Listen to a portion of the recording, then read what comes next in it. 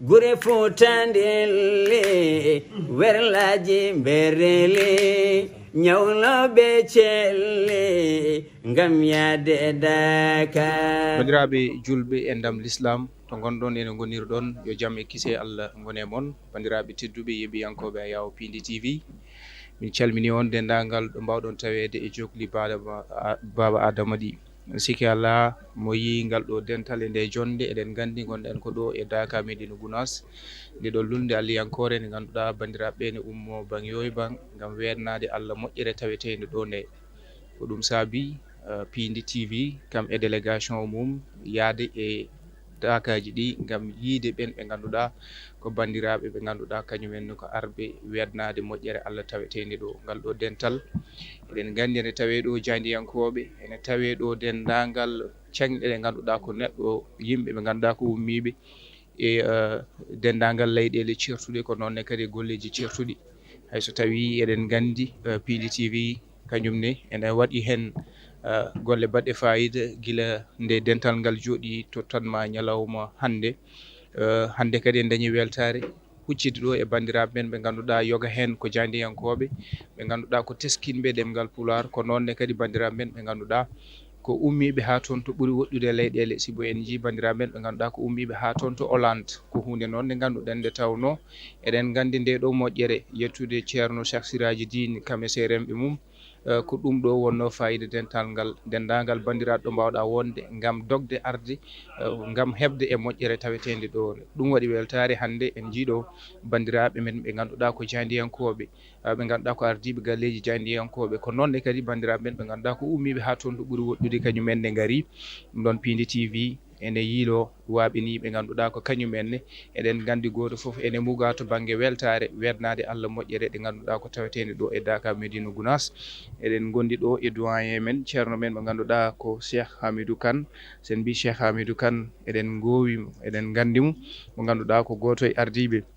galle mo ganduɗa ko saktirde toon to Boseya FM omo wondi kadi e musidɗo men ɓe ganduɗa ko Hammad Sarr mo ganduɗa ummi ko ha toon to leydi Hollande ala ko addi ɗum so wona arde kañumne e oɗo Daka mo ganduɗa ko nonno bandiraɓe foof gardata pusata leyɗele gam tawtorede wernade Allah nde ɗo moƴƴere ko nonne kadi e jinnaɗo men ɓe ganduɗa ko Mamadou Sarr kañumne ari e ngal ɗo dental ɗum noon ceerno Cheikh Hamidou Kane doyen ko adi foof min tottuma calmina bandiraɓe ɓe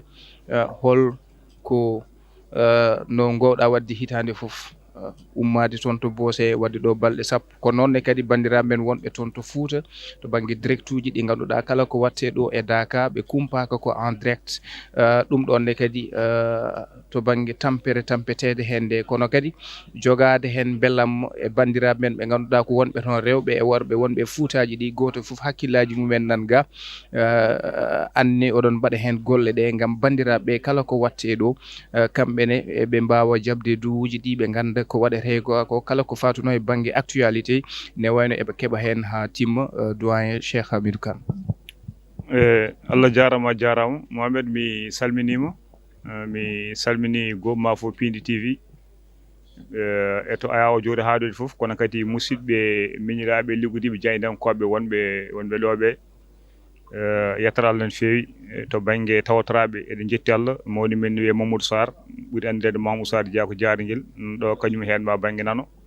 oɗo musidɗo lombiɗo hakkude men no mbiɗa ni ummi ko ha Hollande musidɗo tigui rigui wiyete ko Hammane Sarr ko miñum Mamadou Sarr e guila Daka o ne heddi wi ko piɓɗo inchallah arde hawride Daka he hono wernade moƴƴere Allah nde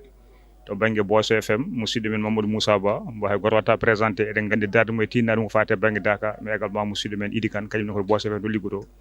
en calminiɓe tan e dendagal jeydankoɓe wonɓe heddiɓe ɗo guila correspondant liggodirteɓe nder diwnuji vraiment ko weltare tan mawde no fewi ceerno non ɗo ko goto ceerno ko ceerno Amadou Tidiane tan ɗum ko wiide ceerno Cheikh Hamidou ko hanta heftata ceernagal ngal ceerno ko goto ko ceerno Amadou Tidiane tan bisimilla ceerno Cheikh Hamidou Kane balɗe sappo e bandum arde ɗo wadde direct uji ɗi bandiraɓe men ɓe ganduɗa wonɓe toon to Fouta kañumenne saaha foof ko noddude namdade holko kewi ga gilay duuji ɗi ala ko ɓe jiɗirata to banggue golle ɗe coordination o ane élément ji ma kono kadi elle jomum gollata ko ɓe mbiyata ko avec fierté e beelam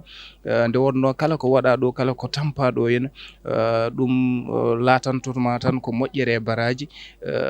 guila ɓamɗon ɗum wadde hen holko jiiɗon hen to banggue moƴƴere kono kadi surtout to banggue préparation et coordination Boseya FM ha e caktirɗe ɗe ganduɗa ko ceeguiɗe Boseya FM.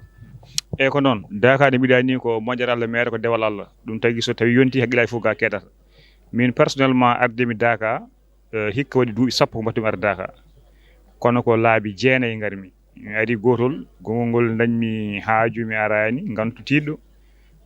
duuɓi jeetati joni deggodirɗi yette gandon goni ken tonno duuɓi jeenayyi pawɗi mbiɗa arde Dakar mi meeɗa luppude hay so tawi mi arta fuɗɗode ko alkamisa tan garmi hawride hen hande kam fuɗɗima ɓoyde seeɗa to banggue Boso FM yettere Allah ne feewi Allah ne walli wonno eɗen jogui faamo ko wiyete radio communautaire foti ko wawde darade ko wiyete ko goƴa ɓesguɗi eɗen gandi Dakar ko dewal Allah aduna foof fotarɗo lunde alliyankore mboɗo heewide ɗum ala to woni aduna he ene wawi wiyede maggal Touba peut être ko wiye million ngaji kono ko balɗe ɗiɗi so heewi kadi ko rewɓe e worɓe aɗa wawi wiide mawlid Tiwano dernier des foules mais ko ñalawma goto balɗi ka ko rewɓe e worɓe ɗo ko worɓe meɓe garata ɗo goo ɗimmal ngal ko ladde woni wona e wuuro eɗen goni 10 kilométre caggal ha joni wuuro ngo te ko worɓe meɓe kono kadi ko balɗe sappo wona ñalawma koto na balɗi eɗen gandi ɗum ɗon dental potgal ni wadde eɗen mbawi wiide aduna fof ala ko woni aduna he Allah walli en kadi banggue goɗɗo ko chef suraji dine ko pullo saabu ɗo ko pular haalete haysa yaɓɓi neɗɗo a haalat ɗum pular ko fulɓe jeeyi donc ɗum ɗon so tawi wayi noon aɗa andi koreji men hono Fuutankoɓe ne mbawi banggue Dakar radio so tawi ne jogori malede sa woni on miles ɗum keewi il faut mbattan haqqille Allah rokki en noon ko hikka waɗi ken tolno duuɓi tati ko garuɗen Boso FM kono c'est à dire ko tradition jogui no aadi guila eɗen gardi haalirde en wiye PET FM puɗɗiɗen nden wonno tan ko ñande altine ñande duwetende so tawi duwa o yonti tan waɗe direct yimɓe ganda keɗo duwa o Allah addi kam Boso FM en 2016 mbimi noon Dakar no wawi wadde fayida ni il faut yimɓeɓe mbatta so tawi finama subaka tan juulama yimɓeɓe mbaɗane direct dendagal wirduji e jewte ceerno ɗi ɗacci bon fuɗɗo ko guila kirndol samdigol wone hen ha jonde nde hen gasa so gasi kadi beete waji ɗi fay kiiɗe yeehe reportage ganduɗa hen e Dakar je ganduɗa hen faye on tradition en mbaɗi ɗum pere ken tolno duuɓi jeeɗiɗen Allah addi Boso FM man ken tolno duuɓi tati eɗen mbaɗa ɗum noon Allah newni anan sa woni directeur Allah wallima ɓe gonduɗa ɓe ɓurma yidde ko watte ko ɓurma ɗum famde a foftan no feewi mi haali Idi Kane mi haali Modou Moussa Ba e technicien ji gondir toon ɗi fof ko yettere Allah mbiɗo fofti hen so tawi yondi goto ne andi te ko hankanti wonti ko défi walla wonti ganduɗa hen ko teddedi ndi Allah fayi min finde mum tan nde Dakar heddi seeɗa guure certude yimɓe ne noddami ahan Cheikh Dakar de yonti koye mon ndi ganduɗa hen min cabbi mawɓe ganduɗa tawa ko arannoɓe Dakar yettere Allah mawni hankkadi natti wawde arde walla ko dañi gantu walla ko rafiji haqqillaji men ne goni ga heɗade tan wajjifaji ɗi en ɗum ne welaɓe no fewi donc mbaɗa hen yakar mbiɗen noon ɗum ɗo il faut dokken on ɗon plaisir kadi enenne ko wiyete ko ndewen ɗon gam ha joni rewde hen Allah kono kadi barkinorade Dakar ko gueɗe kewɗe won fannuji kewɗi mbaɗa barkinorade aɗa wawi ƴettude jaaha miskino walla bandi itta passe mbiya ɗum yoya Dakar ɗum ganduɗa ko barkinorade walla yimɓe gara Dakar ballita ko fate banggue ñamde ko barkinorade kono kadi wadde feere ɓe garani ɓe mbasa humpede woni ga ko barkinorade donc mbiɗen enne Boso FM gila Allah addi en yen ken ganduɗa on toon banggue en jeccitata ɗon hay hunde wona budget jaltinteɗo ene waɗe ganduɗa hen dégagé wona wiide yimɓeɓe gaddi mbuɗ wadde mbuɗɗiɗi ko pehe men tan peeje men enen ganduɗa bandiraɓe liggodirteɓe ha joni mbawi ɗum wadde kono noon pulaar ne wiide so tawi lingu yari kore yo yettu Allah yettalajo o karaw woni sababu surtout musidɗo Mamadou Moussa Ba kanko guila Dakar fuɗɗi o fuɗɗoto guila kirndol ceerno so yimɓeɓe juuli ganduɗa hen futuro o fuɗɗoto o woni hen ha Dakar sakto mbiɗa toñamo ni mbimi haysa yiiɗa haalde o haaldete a warit a joni tan haw hokkuma micro yima aɗa direct bandiraɓe ɓen keɗo joni a hawri musidɗo goto ne wiye Sili Hammadi ummi ko ha Haymedat garnoɗo salminde en ari ko alkamisa kono haade mum arde wi ko waɗata ɗo fof duppatan ɗum ene heeɗo hay hunde ala ko manquen e woɗɓe joni mi tinano waɗi interview hamme ko won gonɗo jongi noddi kam joni emin keɗo directement no ene laaɓi joni emin keɗo hamme Amadou Ly nana haalde e Mamadou Moussa Ba waɗi en direct ha joni radio wadde yettere Allah ɓeydo suuji ɗi batten haqqillaji no feewi ɗum ko ɗum woni tan enenne ko biɗen so en gardima mbaɗen feere ƴeen ko welata yimɓe mais surtout ko fati e banggue dewal Allah aɗa andi ɗo koyɗe kucci fof kucci ɗon hayso wonno ko piigol lamba hayso wonno ko buubaji so tawi yimɓe fof kucci toon en radio communautaire o il faut kucci haade rendement ko toon hucci puisque radio communautaire o il faut ganda gona e nder milieu ma ganda nokku o ko soli ko ala haalno ko fati e banggue diine ɗum saabi Allah ne walli en guil nden Allah rokki en on haqqille rokki en ngal coftal hokki en bandiraɓe newnan ɗum ha mbawde ɗum hen wadde ɗum woni kam en tout cas Boss FM ko watte ɗiɗo duɓi kala ha joni ganduɗa hen ene konti Mohamed ɗum noon ko yettere Allah ceerno Cheikh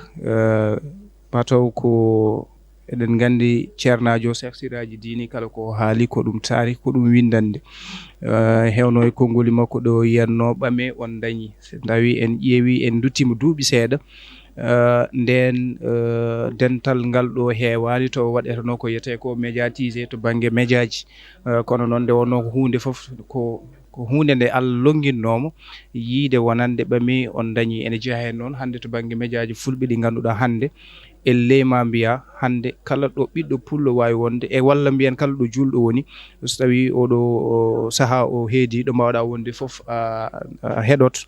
kala ko watte ga ko ne wayno aɗa tina ɗum kadi kala ko waɗete ga ala ko humpanma ɗum kadi ko Allah e duwuji e barke Allah e duwuji kanko ceernajo o en jii hande médiaji fulɓe ɗi keewi nden ko seeɗa daka ittante ɗo gueɗel mum toon to haalirde dow gendire Sénégal kono hande médiaji fulɓe ɓe ko kañumen mbaɗata médiatisé dendagel kene watte ɗo ɗum ne kadi ko yettere Allah no mbiɗa ni oɗon mbaɗa hen golle moon baɗɗe fayida kono kadi ceerno Cheikh Hamidou Kane aɗa wondi e musidɓe ɓe ganduɗa ko ummiɓe ha toon to Hollande ene gaari kañumenne arde e Dakar o to banggue to kalɗa de communication ɗo ɗum ɗon ko hunde wande faadi no feewi aɗa andi ko majjere Allah woni ɗo ko julɗo fof mbanna ko neɗɗo so tawi sikki tan ko almuɓe Alaji Mamadou Sow jeeyi Dakar juumi Dakar wona almuɓe Alaji Mamadou Sow tan wona tijjane ko kala julɗo wawi wonde ene foti arde naftoro hen saabu Dakar woni ɗo ko juldude waktuji Allah joyɗi woni ɗo ganduɗa hen ko wirdude woni ɗo ko wadde sirkal Qur'anul Karim e wadde ganduɗa arduji goɗɗi ɗum ko julɗo ne waɗi ɗum nde jiɗɗa fof gona almudo mum donc ɗum ɗon ko moƴƴere nde julɗo fof ha joni ndendi jinguere nde o addani bandiraɓe mbawa ɗum naftorade effectivement haali wadde faari banggue alhaali communication hanki tan mbiɗa haala ɗum e won ɗin site uji banggue interview yettere Allah on banggue sa ƴeewi duuɓi nan ɗo hen no ɓenni Dakar e nder leydi Sénégal ne hunde kewa haalde ni sa ƴeewi médiaji on sa haaltaki no feewi yeru on sa ko RTS tan wonno ko seeɗa haalte walla haysoɓe kaali ɓe mbawa haalde ko feewi mbaɗi tesko en 2017 nde cuumu musata nde mbaɗa ƴeewa télé goto leydi Sénégal o wi ko gammu Dakar mimo anda donc haɗi o anda ɓe mbatta hen haqqillaji no feewi haaɓe ganda ko woni yettere Allah noon ɗiɗo duuɓi waɗi jaydiyankoɓe taw ko ɓiɓɓe fulɓe woni hen hande par exemple Hameli nanto 2S Bachir Ba hande nanto RTS ɓen tan kalmin nane couverture o jiida e wonɓe radio communautaire uji goɗɗi kamɓe téléji goɗɗi onon par exemple Pini TV oɗon ɗo e woɗɓe nan ɗo hande ko ɓiɓɓe fulɓe anduɓe Dakar tawi ko babiraɓe mumen e taniraɓe mumen ha joni jahata Dakar ene jiiɗi Dakar so gari non seulement garata ko wadde couverture mais également garata ko rewde Allah addi ganduɗa hen ɓen ɗon batti wadde médiatisé hande ha neɗɗo wona to ɓuuri woɗɗude fonde gande aɗa awa walla aɗa woni e guesa ma nana direct ko wadde Dakar mbiɗa haalanno nan direct uji jiiya joni neɗɗo waɗe ɗo interview jamma koreji makko noddamo min keɗimama radio walla woto kewe nder Dakar he gonno ɗo tinani Dakar ne yaaji koreji makko noddami kaja woɗi Dakar min tinani haalama radio ha joni ɗum ɗo hen waɗi ɗum noon ko jaynenkoɓe surtout fulɓe sukaɓe arɓe joni yiɗɓe meccal ngal aɗa andi aussi communication moƴƴi ko ganduɗo communication moƴƴi noon haala communication donc ɗum ɗon Allah walli no feewi ɗum ne yaari banggue so tawi waɗaka haɗata Dakar ko gueɗal Allah moƴƴere wonde hen nde enen ɗon so tawi ɗum waɗano ustata ko fate banggue martaba Dakar la preuve dans les années 42 nde fuɗɗinde dans les années 60 alano kono joni ɓeydi ɗum ganduɗa kadi wona sara hande ko wiyete ko bataille communication ɗo durɗa foof hande réseaux sociaux ɗo jaaɗa aɗa wawi addude ko wone Dakar hayso tawi a arani ko yettere Allah wamma musidɓe Dakar eɗen gandi adu fof rendimima wona tan almuɓe Allah Alaji Mamadou Soydou walla ganduɗa hen wiyede min ko lawol gonmi ko julɗo fof ndendi so neɗɗo joni ummima ha Hollande ari fodde Dakar eɗen gandi ko hunde mawde eɗen mbawi wiide sa ƴeewi ɗo sa waɗi tan wiyete ko micro trottoir walla yeehi Dakar par Dakar mbiɗa yanana aduna o pop ne sali leydi ndi jeyata a yaari hayso goto ganduɗa hen gummi toon nde tawno ko rendez-vous mbaɗo une fois par an hay goto yiiɗa ɗum ha joni luppude ɗum noon ko yettere Allah ne feewi neɓe gaari ɗo ni hono waɗɓe kadi gaari hawtide hen a jarama doyen mboɗo andi ni musidɗo o dande ko nanngade kono hayso konnguli ɗi tan beddoɗa heen aɗa ummi ha toon to ɓuri woɗɗude leyɗele to Hollande holko jiiɗa ɗo ha garɗon ɗo wennade Allah moƴƴere kono eɗen gandi kala ko addi ɗo neɗɗo o ko weltare ko duwaw e ko ɓeydare tawata ɗo henna weltare nde tino toon hoccude bagasuji mon garon gaccon golle mon gaccon ɓesguji mon arde ɗo e nguleki ki e ko way noon gam wennade Allah moƴƴere wonde ɗo nde. Machallah alhamdulillahi rabbil alamin Mouhamed Jim min beltima no fewi yo Allah yoɓ moƴƴere min calmini kadi jeyɗo sababu ha min jokkodire mon hono Cheikh Hamidou Kane e ko weltare mawde hawde Fuutankoɓe ko ardi fof avant dino taw ko yiide bandiraɓe ɓe nannoɗa eɓe jiya eɓe jannoɗa e Ayaw TV ko wayno Pindi TV e Bosse FM jiya ɗumen gonda e mumen ɗum tan ko weltare avant dino o ni kadi kawra kadi e diine moƴƴo baɗo ni machallah rewre tan ko yimɓe ne birde ene juula ɗum noon kadi ko yettere Allah no fewi min beltima min gummima ha Hollande Belgique min gari tan ko spécial pour Dakar ɗum noon kadi ko yettude Allah no fewi e yettude on ɗum noon wiye Allah jarama on jarama dande mata ko jagga tan poussiére e foof tan ko weltare tan seydi Jim min beltima no fewi yo Allah yoɓ moƴƴere. e gonde jinnaɗo men baba Mamadou Sarr anne beddoɗa hen hayso ko konnguli ɗiɗi anne ko mawɗa woppi galle a woppi ɓesguji a ari e nguleki ki wennade Allah moƴƴere wonde ɗo nde e moƴƴere nde tawɗon ɗo nde softede nde dañoton arde ɗo nde. kay assalamu aleykum bandiraɓe mi salmini on mi salmini kadi bandiraɓe gonɗo foof kadi min beltinima on onon wonɓe radio ji ɓe hen sam Dakar ala fof kadi ko humpi Fuutankoɓe kala ɗo tolna oɗon kalana yimɓeɓe hen e minen noon ene wayno jiknaɗo amen kañum guila Dakar fuɗɗi ko garowo tan e Allah waɗi minen min jokki e nder hen kadi min jetta Allah kadi min jetta oɗo Mouhammad Saydou gummiɗo ha Hollande to henna kadi mo jogui kadi fodde kadi e nder Dakar men sabu waɗi hen frigoji o waɗi hen leeco foof kadi kamɓe kadi jogui Dakar o kamɓe gon caggal leydi ɓe ɓe tinni hen no fewi Allah jarama on jarama noon beltima no fewi yo Allah yoɓ moƴƴere. bandiraɓe tedduɓe yeɓiyankoɓe Ayaw Pindi TV ko ɗum woni ko jettunoɗen e oɗo fondation Dakar Médina Gounass sikki ala eɗen gowi eɗen gandi dakaji ɗi foof ko ɓuuri ko hewde dakaji ɗi Pindi TV yeehi toon kañum e délégation mum yettade dakaji ɗi ƴewde julɓe ɓe ganduɗa ko ummiɓe bangyo e bang tigui tiddi rendude mabɓe weltare nde ɓe dañata gargol ɗo e Dakar taw ɓe jiyani nguleki ki ɓe jiyani heege nge ɓe jiyani tampere nde ɓe jiyata tan ko diine o e ɗeɗo jeese nurɗuɗe laɓaɗe huccidde e oɗo halifa tedduɗo Ceerno Ahmad Tijani Ba radiallahu taala anhu en ñaguima Allah nde Allah accanta e mum ɗo ko juutite wonde cellal équipe délégation mo ganduɗa ko Pindi TV kam e équipe mum hay correspondant ji mumen ko ni min jokkata yaade e dakaji ɗi gam bandiraɓe ɓe ganduɗa ko hollitoɓe satisfaction to banggue weltare nde jogui ɗo e Dakar Médina Gounass ha joni oɗon jokka yebde Pindi TV Allah jarama on jarama. gure Fuutandilli werlaji bereli ñawloɓe celli ngam yaade Dakar